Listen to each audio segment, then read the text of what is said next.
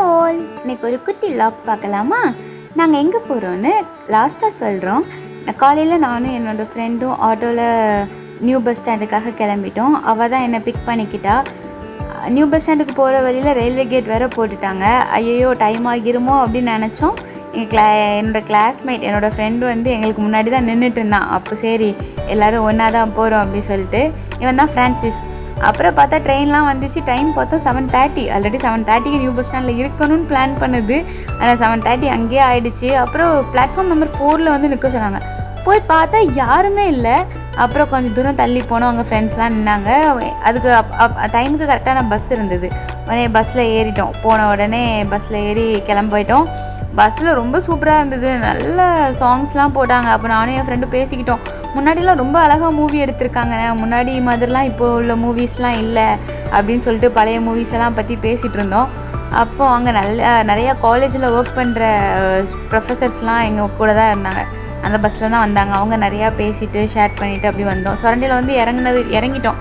அப்புறம் ஃப்ரெண்ட்ஸ்லாம் rest room போகணும்னு சொன்னதுனால அவங்கள கூட்டிகிட்டு வரும்போது அதனால் இதுதான் என்னோடய கிளாஸ்மேட் அஷ்மிதா. அவள் தான் ஸ்மைலி குவீன். அவள் வந்து நியூவாக இன்ஸ்டாகிராம் அக்கௌண்ட் ஓப்பன் பண்ணியிருக்கா.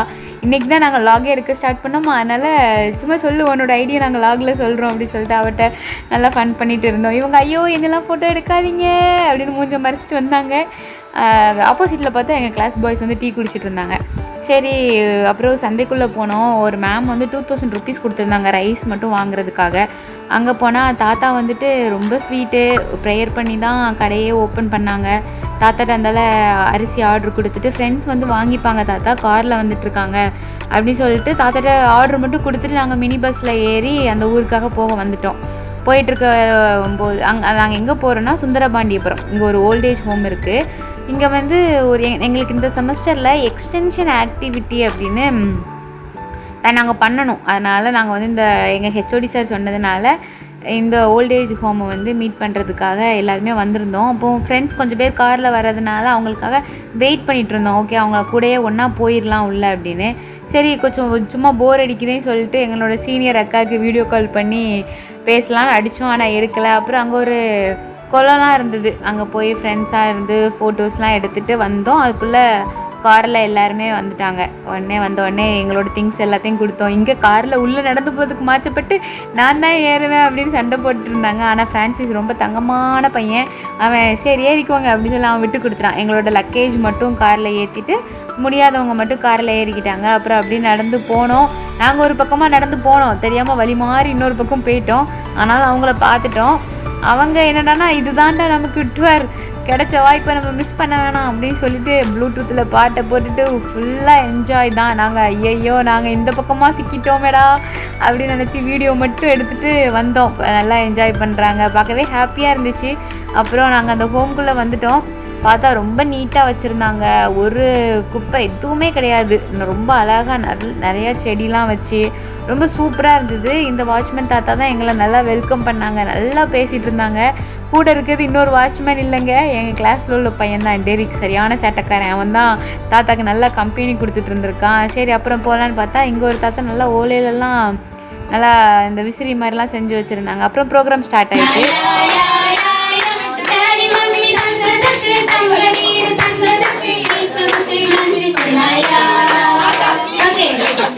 என்ன நடந்தாலும் நல்லதுக்கு அப்படின்னு சொல்லிட்டு சொல்றவங்க.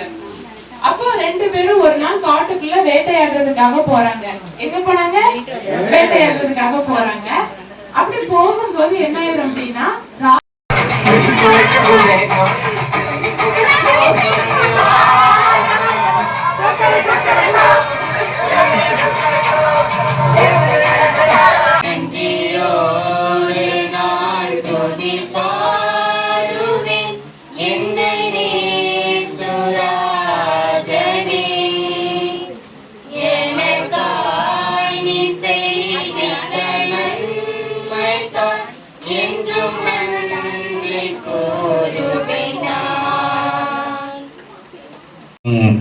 ஆடலூரும் பாடல் கேட்டேரது பதிலே தான் சுகம் சுகம்.